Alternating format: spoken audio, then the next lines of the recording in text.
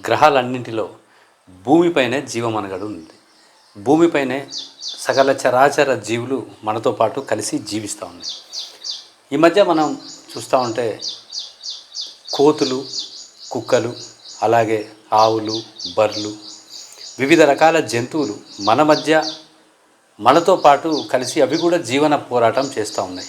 ఇక కోతులైతే అడవులు మొత్తము ధ్వంసమైపోయి వాటికి ఆహారం దొరకక ఊర్ల మీద పడి, టౌన్లలో పడి మనతో పాటు ఆహారం కోసం అవి పోటీ పడుతూ ఉన్నాయి. మనకంటే కొన్ని రకాల వృత్తులు ఉన్నాయి, మనం చేసుకుంటాం.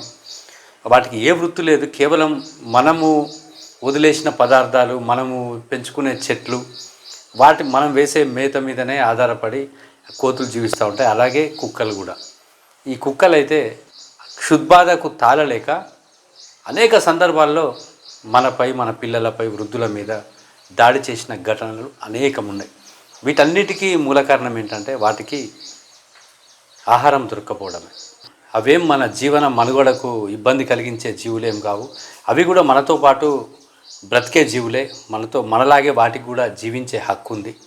అలా జంతువుల కోసం, మూగ జీవాల కోసం వాటి హక్కులు కాపాడేందుకు కూడా ఎన్నో రకాల సంస్థలు పనిచేస్తూ ఉన్నాయి.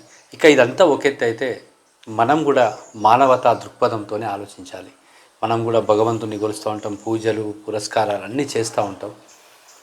సాటి ప్రాణిని కూడా మనం గౌరవించాలి.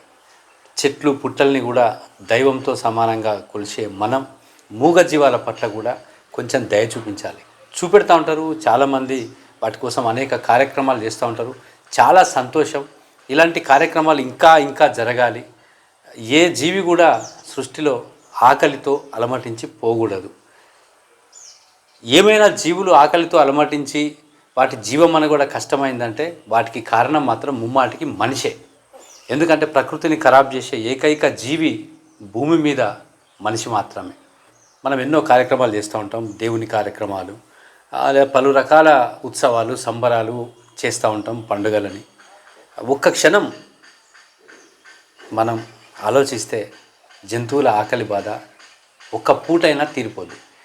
మిత్రుల బర్త్డే అనో, నాయకుల బర్త్డే అనో, అభిమాన నటుని బర్త్డే అనో, మన ఇంట్లో పిల్లల బర్త్డే అనో, తల్లిదండ్రుల బర్త్డే అనో, లేదా చనిపోయిన వారి జ్ఞాపకార్థం పెట్టే భోజనం కానీ ఇంకేదైనా కానీ నలుగురికి పెట్టేటప్పుడు మూగ జీవాలు, కుక్కలు, కోతులు, ఆవులు, బర్రెలు, వీధిలో మనకు నిత్యం కనబడే వీధి కుక్కలు, వీటి గురించి నేను మాట్లాడేది. వీధి కుక్కలు, ఆవులు, బర్రెలు ఎన్నో కనబడుతూ ఉంటాయి రోడ్డు మీద. ఆకలి మీద మనం వేసే వ్యర్థాలు, కవర్లో పెట్టి పడేసే వ్యర్థాలను కూడా తిని అనేక సందర్భాల్లో అవి చనిపోవటం కూడా జరిగింది. ఇలాంటి మన శుభకార్యాలప్పుడు అన్నదానమనో ఇంకేదో దానమనో చేసేటప్పుడు మనుషులతో పాటు విశ్వాసం గల ఆ జంతువుల్ని కూడా గుర్తుంచుకుంటే వాటి ఆకలి బాధ తీర్చినట్టు అయింది కదా. ఇది కూడా ఒక మంచి సత్కార్యక్రమం, మంచి కార్యక్రమం.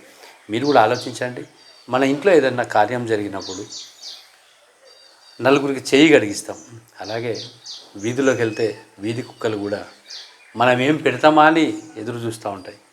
అలాంటి కుక్కలకు, గోవులకు, ఎద్దులకు, బర్రెలకు, వాటికి కూడా మనం ఆహార దానం, అవి తినే ఆహారాన్ని దానంగా వేయచ్చు. ఫ్రెండ్స్, ఇక నుంచే అలాంటి కార్యక్రమాలని చేపట్టండి. ఇది ఒక మంచి కార్యక్రమం.